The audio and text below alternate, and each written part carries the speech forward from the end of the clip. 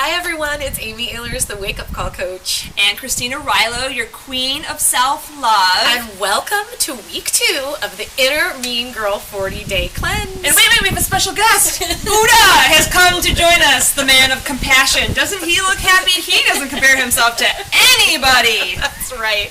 So we are asking you to give up a big one, ladies. A big one. This, on week 2, we are asking you to throw out the inner mean girl habit of comparison.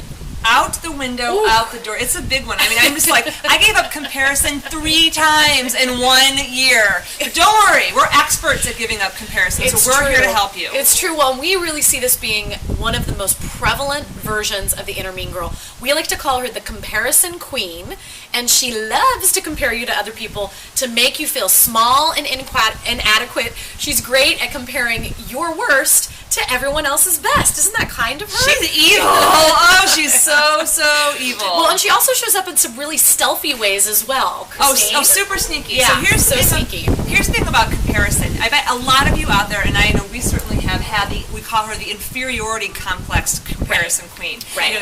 You know, she makes you just feel like you suck right. compared to everybody else, right? I mean, Exactly. That's what she does. Exactly. But then there's a superiority comparison queen. Yes, She's the sneaky one. Because she makes you feel better than everyone else. Mm-hmm. And still, it's the same effect. At the end of the day, it makes you feel less connected, and the love just gets sucked away. That's exactly right. Well, and you know, with the superiority complex too, I really find that what she does is she keeps you distant from everybody else. It's like you're always cold, you're always cut off, you don't get to experience intimacy. It's really tricky and it's really damaging and painful. And there's no self-love. It's toxic. Right. So what we're going to do today is actually share with you 3 different ways that you can bring the self-love in and just smush away that toxic inner mean girl.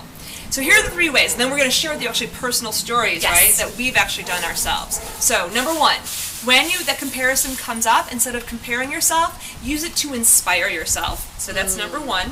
Number 2 is appreciation. Find something really nice to say about yourself or the other person. Yes. And then number 3 is gratitude. To get really grateful about what you do have versus lamenting about what you don't. And this will not even give your inner mean girl a fighting chance. If you go ahead and go into inspiration, appreciation, or gratitude, you are going to change the channel to your inner wisdom. Yes. And so let's just share some of our crazy, like we've really gone into this. So let's talk about inspiration. This is one of my favorite, because my inner mean girl used to love to compare me to people like Oprah and Barbara Walters and Amy Ehlers. And the way that I met Amy Ehlers was that my assistant one day sent me this email that said, hey, you should check out this really great woman and see what she's doing. And so I opened the email, and here's Amy's beautiful face shining with all these luminaries like Marianne Williams and Lisa Nichols. And she's interviewing all these people, and my inner mean girl just like wanted to come in and be like, "Oh, look what she's doing, and what are you doing?" Right. And luckily, I had given up comparison. That's right. The year, and so instead of that, I used inspiration. I turned the channel from comparison to inspiration, and I said, "Wow, I want to do that too." And here's a woman who's doing it. I'm going to send her an email. That's right. And she sent me an email, and the subject was "Kindred Spirits Connecting." And the rest is history. Here we are, co-leading together. It was fantastic. That's the power of inspiration. That is the power of inspiration. So let's talk about appreciation. Yes, you do. And well, you know, as many of you know, Negative Nelly, my inner mean girl, she's a total comparison queen. She came out particularly strong when I became a mom. So when my daughter Annabella was born, she came out in full force comparing me to everybody else. And she loved to, of course, compare whatever was going really hard, whatever was a challenge with Annabella, she would compare it to somebody else who had that down. So if Annabella was having trouble sleeping through the night, oh, let me just go ahead and compare you to someone whose child is sleeping through the night. And it was brutal. It was really brutal. She's good at finding everyone that's better, right? That's exactly right.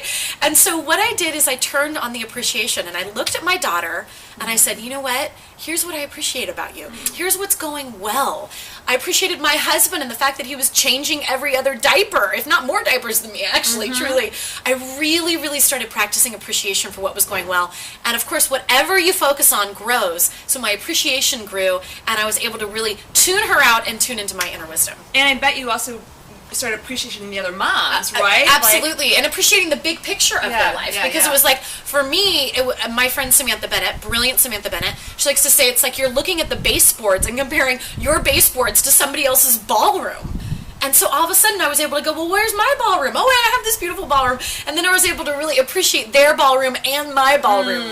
My heart's just like, it's like, whoo! And we're pink today, ladies, for a reason. It's the color of self-love. I can feel it over here. It's hot. It's hot. So the third one is gratitude. Gratitude. We love you. And this is a great one because here's the thing. We all live in this, kind of materialistic society where success is defined by a lot of material things that we want. And yeah, it's true, this we do. We want the nice house. We want the nice car. We want the nice clothes. And sometimes we can really feel down on ourselves, and for me it was like, wow, like, why is that house bigger, or why don't I have that car, or why haven't I, had that financial success, or this success? And so what I started to do is actually look at all the different ways in my life in which wealth showed up. Yes. So there's financial wealth, there's emotional wealth, there's spiritual wealth, there's also love wealth. Yes. And one of the places that I am extremely wealthy in is love. I am married to walking love. I write about love. It's why I wrote my book, because I believe in the power of love. I have so much love in my life. It's ridiculous. And so in the moments when I'm feeling like I don't have as much wealth in another area, I will immediately go back to that place of gratitude for I have a soul partner who I wake up to every morning who loves me unconditionally. And in that moment, everything else goes away. That's right. So go ahead and take a moment right now and tune into something that you are deeply, deeply grateful for. What are you deeply grateful for? Just close your eyes right here and now and just tune into that for a minute. We want you to just put this in your back pocket for the week. This place where you feel such enormous, immense, pure gratitude for. Maybe you have an amazing partner like Christine and I. Maybe your career is blossoming before your eyes. Maybe you are fit and you just feel healthy and vibrant all the time. Maybe you have great kids. Maybe you have an amazing house. Whatever it is, find that thing that you feel grateful for and put it in your back pocket. And when comparison rears her ugly head, when your inner mean girl, your comparison queen comes out, take it out of your pocket like a Tic Tac or a chiclet or a comb or whatever. It's like it's there for you. It is there for you. Okay, so there you go. So our 3 ways of combating comparison are inspiration, appreciation, and gratitude. And if you really need some help, go ahead and get you one of these. And of course, in a couple days, you'll also get from us our hit of inspiration email that has our expert interview. And we did an amazing expert interview for you on this very topic with the amazing Mike Robbins. He wrote a book called Be Yourself Because Everyone Else Is Taken. And I mean, that's the total great title for comparison. He was a professional sports player, ended his career at a very early age in his 20s. So you can imagine he knows all about competition and comparison and having to reinvent himself. I mean, it's amazing. It was a great interview. And he's a great man. Such a great guy. You guys are going to love him if you don't already know him.